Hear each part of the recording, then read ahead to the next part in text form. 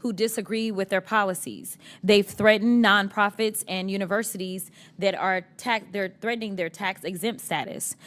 They've threatened journalists for reporting stories that are critical of the president. They are literally in court arguing to end birthright citizenship, and a lot of y'all think only immigrants are going to be affected by this, but this administration has already deported American citizens.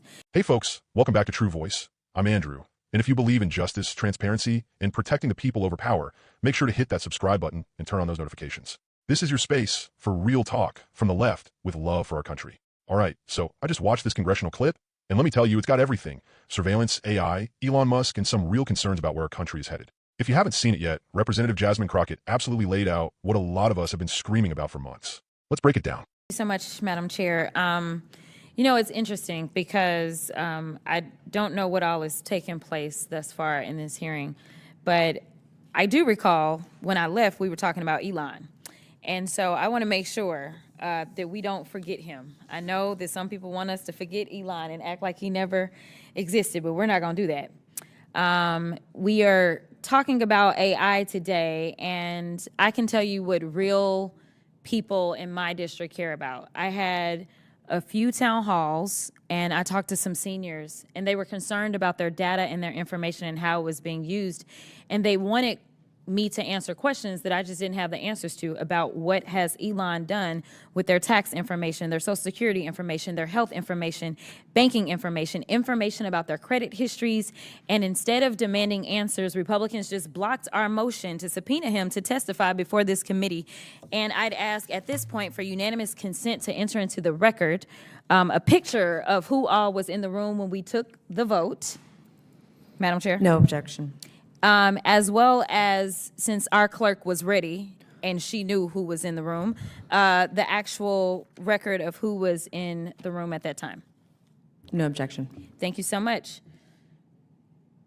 5 months into the 119th Congress, and no one from the administration or DOJ has appeared before this committee to explain why they're invading the privacy of Americans. And the irony of it all is during a 2023 hearing, I remember Chairman Comer stating that, quote, "We've witnessed big tech autocrats wield their unchecked power to promote their preferred political opinions. And now he and committee Republicans are here helping the world's richest man to do just that.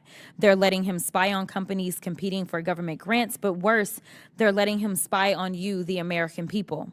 Look, we can all agree that incorporating emerging technologies like artificial intelligence into government operations can be effective. However, these technologies shouldn't be used to weaponize the government against the public. So I'm going to ask Mr. Schneider really quickly. Is it true that when it comes to any technologies, AI or otherwise, that they can be a double-edged sword? I think of technology as power, and the more the technology enhances your power. And whether your power is for good or for bad depends on you, depends on how you're perceived. So yes, I mean, technology has affordances, and we know that modern technologies are kind of built for surveillance, make surveillance easy. I mean, this is the most complex, effective surveillance device we've ever invented, and we all willingly put it in our pockets every morning. So yes, technologies can be used for both good and evil, but think of the people behind it as the wielders. Yes, I absolutely agree, and I appreciate your answer. That's my concern. My concern is that these technologies will be used to weaponize the government against the public, because everything that we have seen out of this particular administration has been nothing short but weaponization. So let's talk about some of the things that this administration is doing. They've announced they're going to use AI to scan the social media accounts of students who disagree with their policies. They've threatened nonprofits and universities that are they're threatening their tax-exempt status. They've threatened journalists for reporting stories that are critical of the president. They are literally in court arguing to end birthright citizenship, and a lot of y'all think only immigrants are going to be affected by this, but this administration has already deported American citizens. In fact, in an interview with Time magazine, Trump said, quote, "I would love to do that. We're looking into it." Madam Chair, I'd ask unanimous consent to enter into the record an article published by ABC News titled, quote, "Trump wants to send U.S. citizens to foreign prisons. Legal experts No objection. Thank you.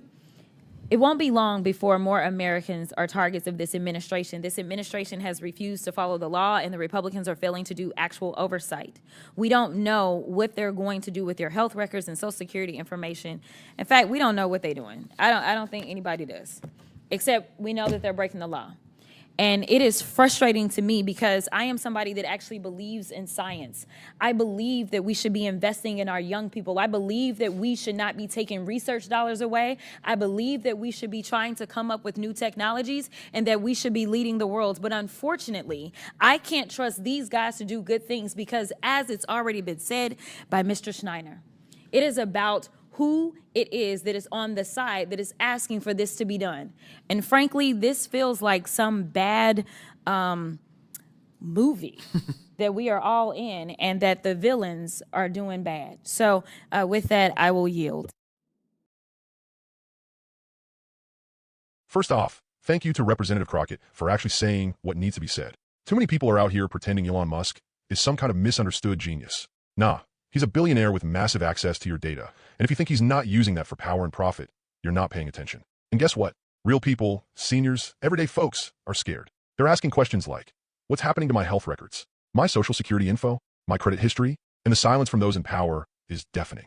You want to talk about patriotism? Protecting the American people's privacy should be top priority. Now here's where it gets really frustrating.